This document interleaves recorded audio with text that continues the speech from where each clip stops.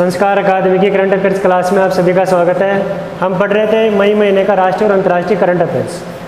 तो शुरू करते हैं। पृथ्वी का नकली चांद। अभी विश्व के भूवैज्ञानिकों ने एक पृथ्वी का नकली चांद, जिसे आप कह सकते हैं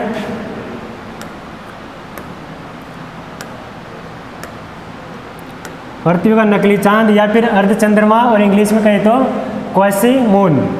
तो पृथ्वी का नकली चांद या अर्धचंद्रमा या क्वेसी मून, इसको नाम दिया गया है वैज्ञानिकों ने 2023 F-23।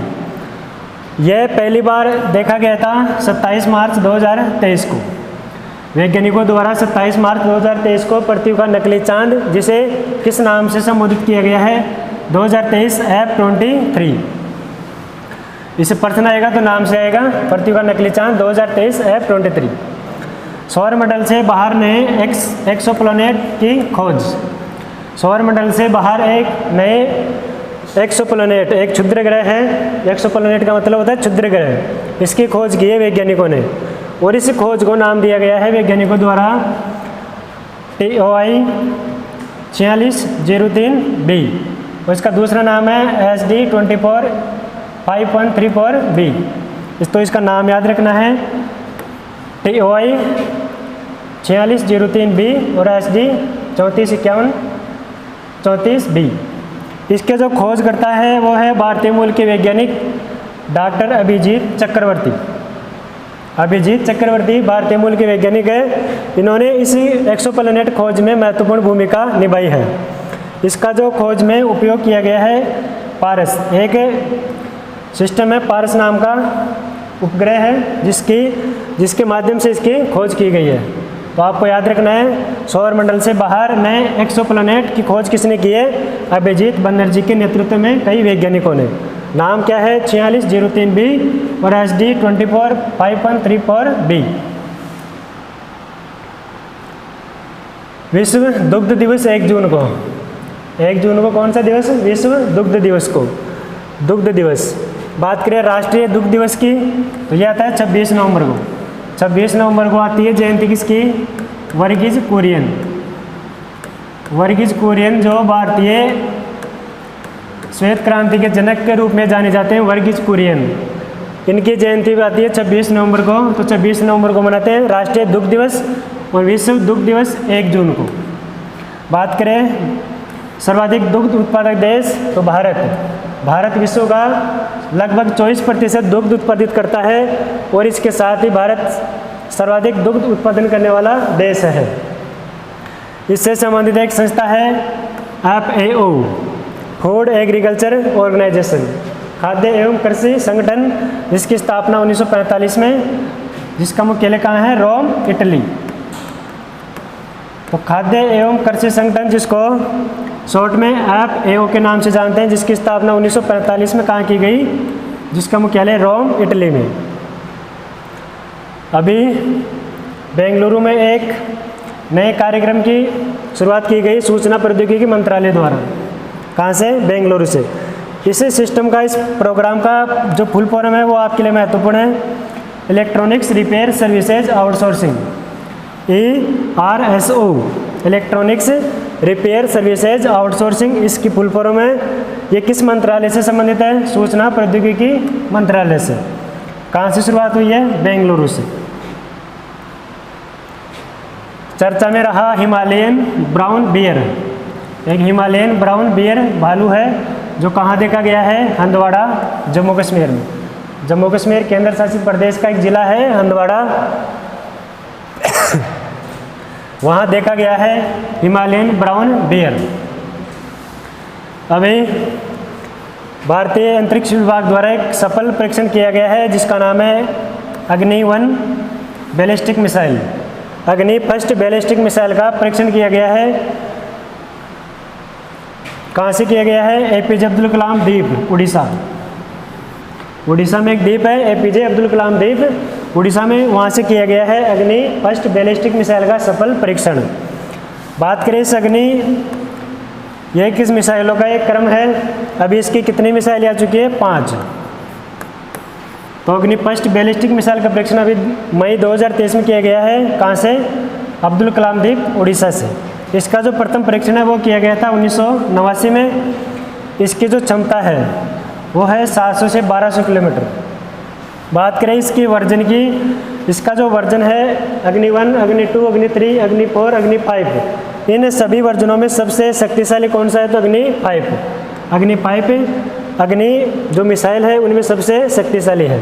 याद रखना है, अग्नि फर्स्ट बैलिस्टिक मिसाइल का सफल परीक्षण किया मई 2023 में। कहाँ से? APJ अब्दुल कलाम द्वीप उड़ीसा से। अभी नए संसद भवन का उद्घाटन मोदी जी ने 28 को किया था। इसी दिन प्रधानमंत्री ने एक नया स्मारक सिक्का जारी किया है। स्मारक सिक्का जारी किया जाता है प्रधानमंत्री द्वारा कब? 28 मई को। कितने रुपए का? 75 रुपये का। भारत अभी 75वीं अपनी स्वतंत्रता की 75वीं वर्षगांठ मना रहा है, तो इसी के उपलक्ष्य में कितने रुपए का? 75 रुपये का स्मारक सिक्का जारी किया है। कब जारी किया है? 28 मई 2023 को। बात करें स्मारक सिक्का की तो इसका इतिहास के बारे में, पहला स्मारक सिक्का कब जारी किया गया? 1964 में। पहला स्मारक सिक्का 1964 में हमारे देश के पहले प्रधानमंत्री पंडित जवाहरलाल नेहरू की जिस वर्ष मृत्यु हुई थी उसी वर्ष प्रथम राष्ट्रीय स्मारक सिक्का जारी किया गया था। बात करें इस 75 रुपये के सिक्के पर क्या क्या अंकित है तो इसके अग्रभाग पर अशोक स्तंभ है और सत्यमेव जयते लिखा गया है। तो इस सिक्के के अग्रभाग पर अशोक स्तंभ और सत्यमेव जयते लिखा गया है। बात करें अग्रभाग पर लेफ्ट साइड में लिखा गया है भारत, हिंदी में भारत, और राइट साइड में लिखा गया है इंडिया। तो अग्रभाग पर सत्यमेव जयते अशोक स्तंभ और हिंदी और इंग्लिश में भारत और इंडिया। बात करें इसके पीछे के भाग पर या पृष्ठ भाग पर, इसके पृष्ठ भाग पर लिखा गया है, पृष्ठ भाग पर चित्र अंकित किया गया नए संसद भवन का। जो नया संसद भवन अभी बना है उसका चित्र अंकित किया गया है पृष्ठ भाग पर और लिखा गया है संसद संकुल।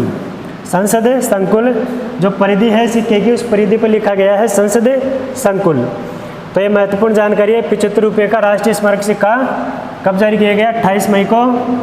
बात करें क्या क्या लिखा हुआ ये याद रखना है। नए संसद भवन का चित्र है और संसद संकुल परिधि पर लिखा गया है। भारत और इंडिया शब्दों का प्रयोग किया गया है लेफ्ट और राइट साइड में।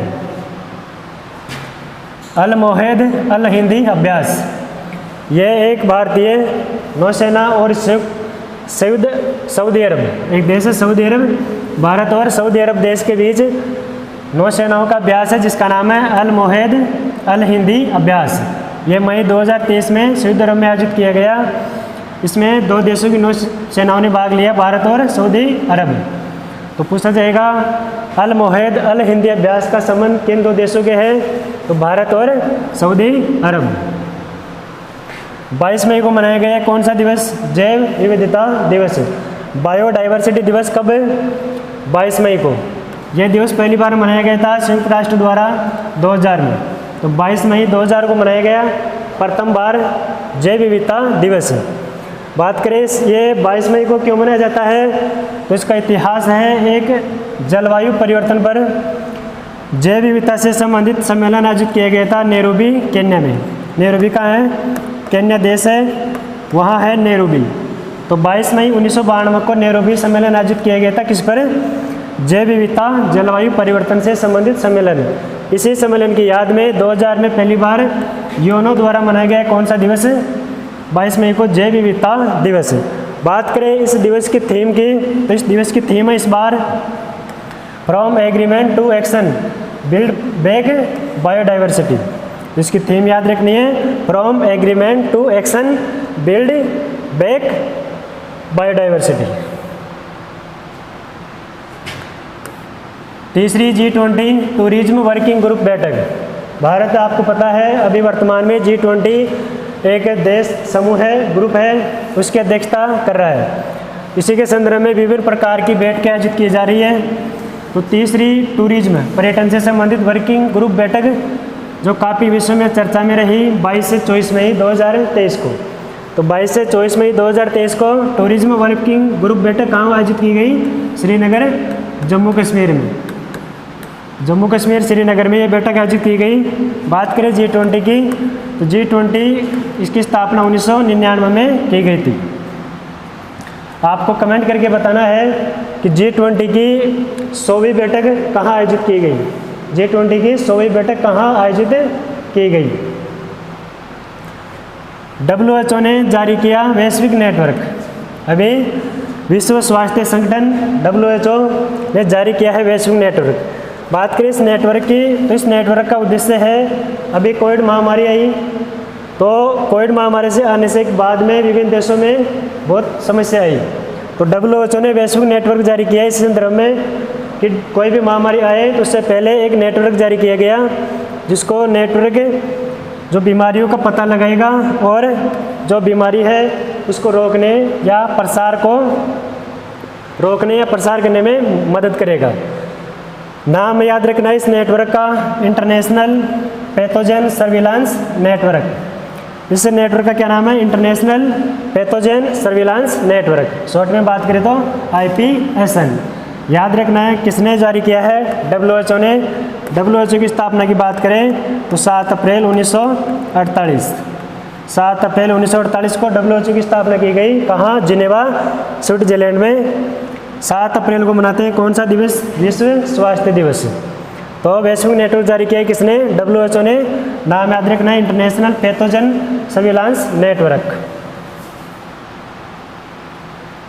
भारत क्वाड शिखर सम्मेलन 2024 की अध्यक्षता करेगा। भारत एक क्वाड एक देश 4 देशों का समूह है, जिसके जो 2024 में सम्मेलन होगा उसकी अध्यक्षता कौन करेगा? भारत करेगा।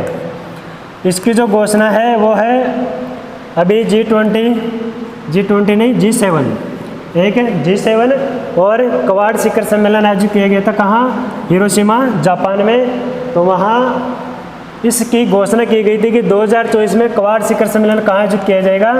भारत में। याद रखना है G7 और क्वाड शिखर सम्मेलन 2023 का आयोजित किया गया हिरोशिमा, जापान में।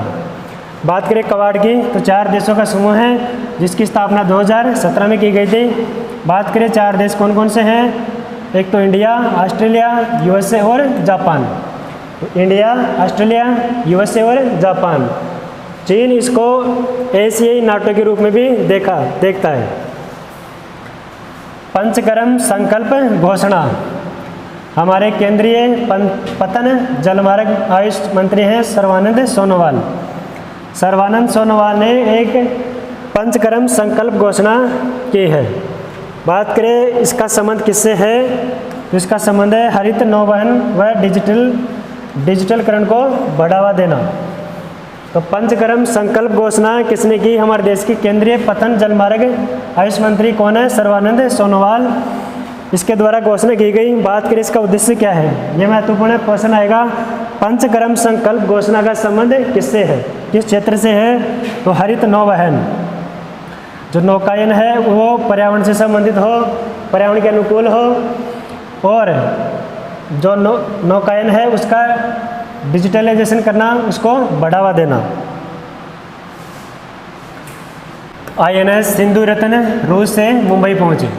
अभी INS सिंधु रत्न जो भारतीय INS इंडियन नेवी शिप, भारतीय एक पनडुब्बी है जिसका नाम है INS सिंधु रत्न। इसमें कुछ टेक्निकल मिस्टेक के कारण ये रूस पहुंची थी, तो ये वापस आ चुकी है, इसलिए चर्चा में रही है। तो परीक्षा में प्रश्न आ सकता है INS सिंधु रत्न किस देश की यात्रा किसी लौटी है? तो रूस। कहाँ पहुंची है? मुंबई। 97 दिन की इसकी यात्रा है। मरम्मत के लिए नेवल डॉकयार्ड, जो रूस में है नेवल डॉकयार्ड, वहाँ इन्होंने अपनी मरम्मत के लिए सिंधु रत्न कहाँ पहुंची थी? रूस से मुंबई।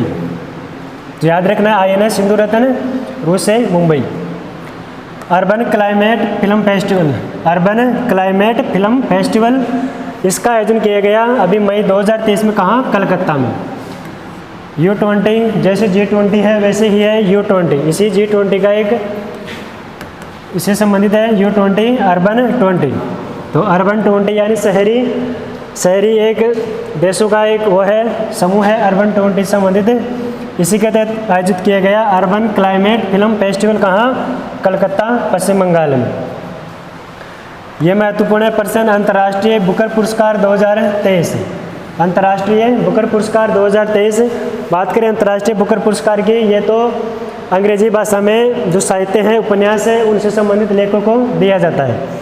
तो तो अंग्रेजी भाषा से संबंधित जिसकी शुरुआत हुई थी 2005 में।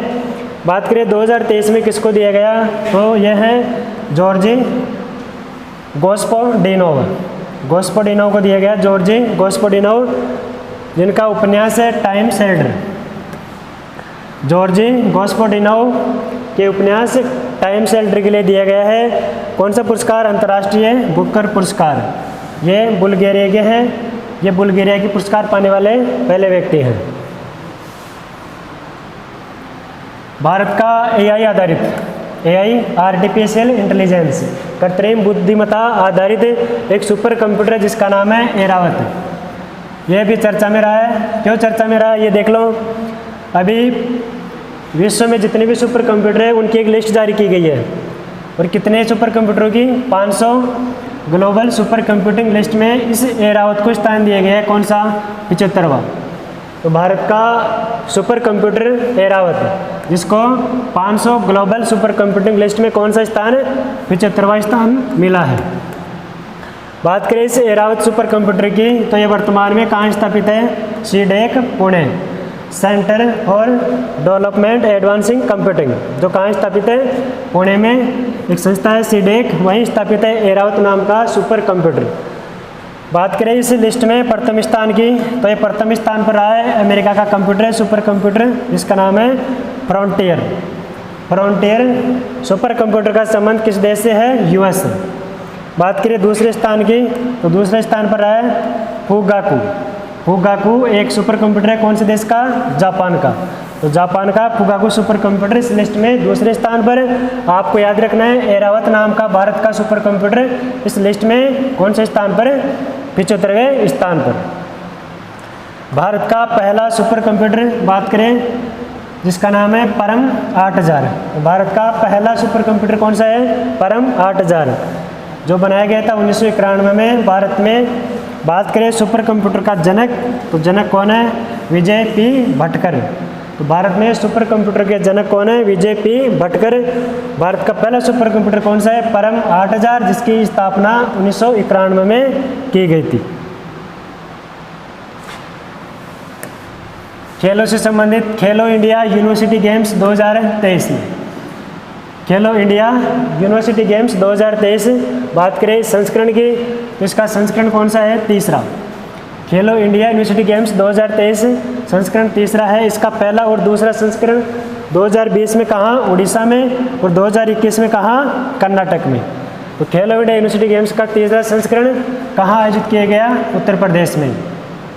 उत्तर प्रदेश के वाराणसी आदि शहरों में, इलाहाबाद शहरों आदि शहरों में इसका आयोजित किया गया। बात करें इसकी एंथम के, इसका जो गीत है वो है खेलो इंडिया हर दिल में देश। खेलो इंडिया हर दिल में देश इसका गीत है। इसका जो इस गीत को गाया है पलाश सेन ने, एक व्यक्ति है, सिंगर है जिसका नाम है पलाश सेन। तो पलाश सेन ने गाया है इसका एंथम खेलो इंडिया हर दिल में देश। बात करें इसकी शुभंकर की, तो शुभंकर को नाम दिया गया है जीतू। जीतू कौन है, तो जीतू है राज्य पशु। उत्तर प्रदेश का राज्य पशु है बारहसिंघा, इस बारहसिंघों को नाम दिया गया है जीतू। तो खेलो इंडिया यूनिवर्सिटी गेम्स 2023 का शुभंकर क्या है, जीतू। जीतू नाम दिया गया है बारहसिंघा को, जो उत्तर प्रदेश का राज्य पशु है। बात करें इस खेल में विजेताओं की, तो नाम से ही पता चलता है यूनिवर्सिटी है, तो सारी यूनिवर्सिटी भाग लेगी। तो इस खेल में प्रथम स्थान पर रही पंजाब यूनिवर्सिटी, कितने पदकों के साथ, 69 पदकों के साथ पंजाब यूनिवर्सिटी इस खेल में प्रथम स्थान पर रही।